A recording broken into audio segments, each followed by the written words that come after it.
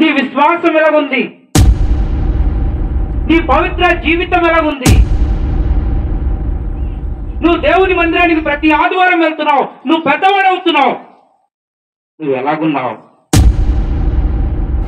ఈ దేవుని ఆవరణంలో కూర్చొని ఉన్నా, లేక దేవుని ఆరాధిస్తున్న దేవుని బిడ్డలందరూ మనము యవ్వన దశలో వచ్చామా? లేక పౌలు సెలవిస్తున్నట్లు ఇంకా నేను పసిపిల్లగా ఉన్నానా?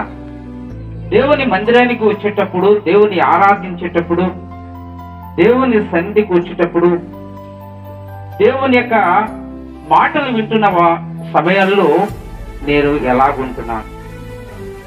నేను దేవుని భక్తిలో లేక ప్రార్థన జీవితంలో, విశ్వాసంలో నేను ఎదిగేనా అన్నది మనము జ్ఞాపకం చేసుకోవాలి.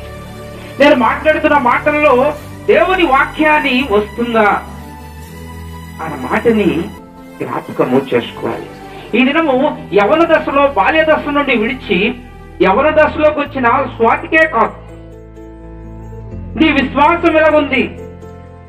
నీ పవిత్ర జీవితం ఎలాగుంది?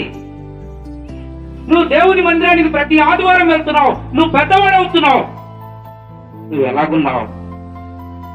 ఇదిగో దీన్ని బట్టి నీకెవరు తృణీకరించకూడదు.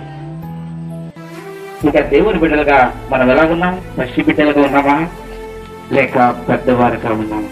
సామెతల గ్రంథం 4:5 వచనాలు. అప్పుడు దేవుని దృష్టి అందును మానవుల దృష్టి అందును నీవు దయనుంది మంచివాడవని అనిపించుకుందును. నీ స్వబుద్ధిని ఆధారం చేసుకొనక నీ పూర్ణ హృదయముతో యెహోవా యందు నమ్మిక ఉంచుము. చివరి 6వ వచనంలో నీ ప్రవర్తన అంతటి యందు ఆయన అధికారమునకు ఒప్పుకొను. దేవుని బిడ్డలుగా ఈ దినము యవన దశలోకి వచ్చిన బిడ్డలు స్వాతి అవ్వచ్చు, దేవుని మందిరానికి ప్రతి ఆదివారం వస్తూ, ప్రతి మంగళవారము, ప్రతి శుక్రవారము, ప్రతి ప్రార్థన కూడికలో హాజరవుతున్న, ఆరాధిస్తున్న ప్రతి ఒక్క బిడ్డలో నేను ఎప్పుడో బాప్తిసము తీసుకోకముందు, ప్రభురాత్రి భోజనం తీసుకోకముందు నేను పసిబిడ్డగా ఉండను, నేను పెద్దవాడయ్యాను. నా మాటలు, నా ప్రవర్తన, నా విశ్వాసము, నా జీవితము మారాలని జ్ఞాపకం చేసుకుంటూ జ్ఞాని అయిన సొలొమోను తాను చెప్తున్న మొదటి మాట 4వ వచనంలో అప్పుడు దేవుని దృష్టి అందును మానవుల దృష్టి అందును నువ్వు దయనుంది మంచివాడవని అనిపించుకుంటూ. దేవుడు నీకు మంచివాడు అంటాడు, అదేవిధంగా ప్రజలు కూడా నీకు మంచివారు అంటారు. ఎప్పుడు? నీ మాట బాగున్నప్పుడు, నీ జీవితం బాగున్నప్పుడు, నువ్వు దేవునిలో వెతుకుతున్నప్పుడు. లోకము, ప్రపంచము నిన్ను చూసి అనేక రకాలు అనుకోవచ్చు. ఓ బాబు, వీరికి ఎక్కడో నుండి ఏదో వచ్చేస్తుంది అనుకుంటారు. కానీ దేవుడిచ్చే ఆశీర్వాదము ఈ లోకంలో ఉన్నవారు ఎవరు ఆపలేరు. దేవుడిచ్చే మంచితనము ఈ లోకంలో ఉన్నవారు ఎవరు ఆపలేరు. నా ప్రియ దేవుని బిడ్డలారా, దేవుని దృష్టి అందును మానవుల దృష్టి అందును ఏముండాలి? మంచి, నీవు దయనుంది మంచివాడని అనిపించుకోవాలి. కనుక దేవుడు నీకు చూసినప్పుడు, నాకు చూసినప్పుడు, లేక ఒక మనిషి చూసినప్పుడు నువ్వు వారి దృష్టిలో ఒక మంచి వ్యక్తిగా కనబడాలి. ఎలా కనిపిస్తున్నావు? దేవుడు అంటాడు, మీ పాపములు లేక మీ పూర్వపు జీవితము మురికి గుడ్డ వల్లే ఉన్నాయంటాడు.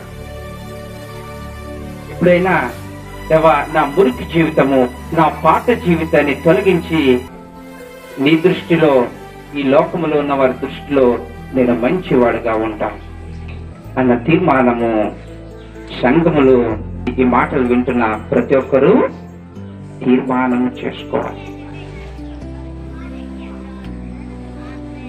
నేను చదువుతున్న స్కూల్లో, నేను పనిచేస్తున్న పనిలో, నేను ఉంటున్న గ్రామంలో, నేను వెళ్తున్న సంఘంలో, నేను జీవిస్తున్న సమాజంలో దేవుని దృష్టిలో, మానవుల దృష్టిలో నేను మంచి బిడ్డగా జీవిస్తాను, నేను మంచి విశ్వాసిగా ఉంటాను, నేను మంచి ప్రార్థన పౌరుడుగా ఉంటాను, మంచి వాక్య జ్ఞానిగా ఉంటాను అన్న ఒక మంచి ఆలోచనను తీసుకోవాలి. రెండోది, ఏమి ఆధారం చేసుకోకూడదు అంటే 5వ వచనంలో, నీ స్వబుద్ధిని ఆధారం చేసుకొనక నీ పూర్ణ హృదయంతో యెహోవా యందు నమ్మిక ఉంచుము. ఎందుకంటే మన బుద్ధి చెడు బుద్ధి, మన బుద్ధి పాడు చేసే బుద్ధులు, మన బుద్ధి మనల్ని పతనం చేసే బుద్ధులు కనుక మన బుద్ధిని ఆధారం చేసుకొనక దేవుని యందు నమ్మకం ఉంచు. ఆయన చెప్పిన గొప్ప మాట కనుక రెండో మాట, నీ బుద్ధి మీద నువ్వు ఆధారం చేసుకోక ప్రతి విషయంలో దేవుని మీద ఆధారపడాలి, దేవుని యందు నమ్మిక ఉంచాలి, దేవుడు కార్యము చేస్తాడు. మూడో మాట, చివరి మాట 6వ వచనంలో, నీ ప్రవర్తన అంతటి యందు ఆయన అధికారములకు ఒప్పుకొనము.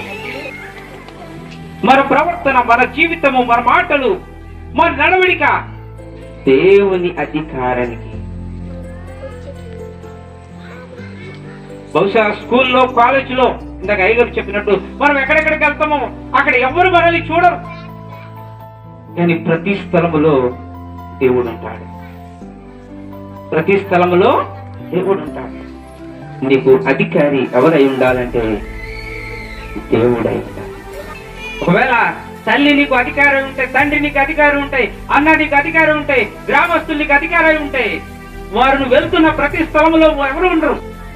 దేవుడు నీకు అధికారిగా ఉన్నాడని నువ్వు గ్రహిస్తే, నువ్వు గుర్తిస్తే, ఏ స్థలములో ఉన్నా నీ మాటలు బాగానే ఉంటాయి, ఏ స్థలములో ఉన్నా నీ పవిత్రమైన జీవితం బాగానే ఉంటది.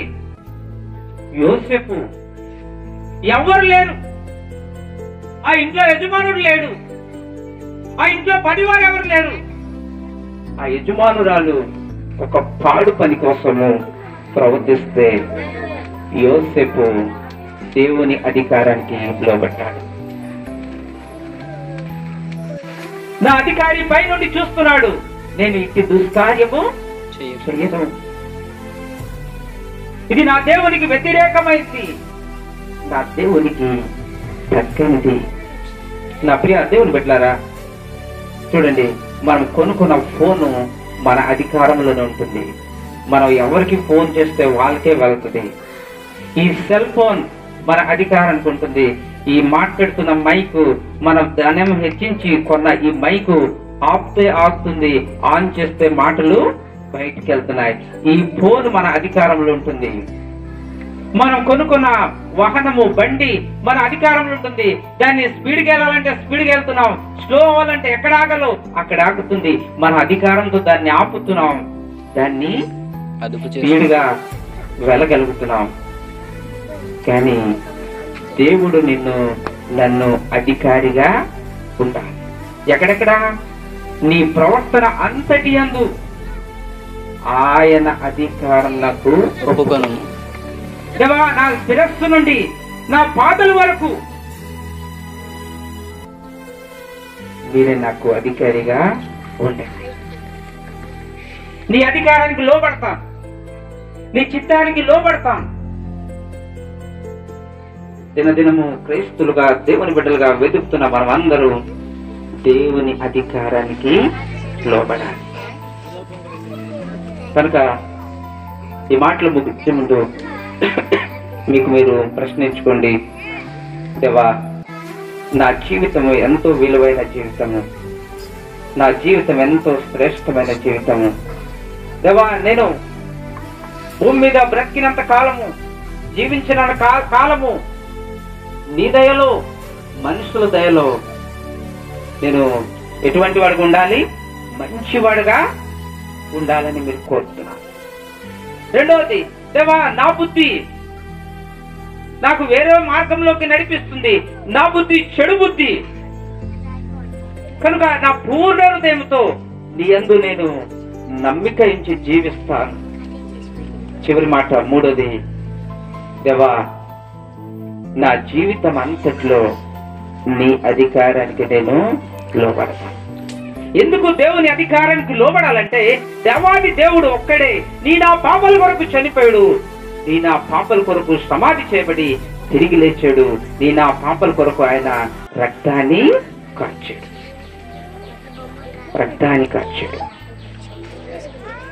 అందుకే ఆయన అధికారానికి తప్ప ఎవరి అధికారానికి లోబడవలసిన అవసరం లేదు.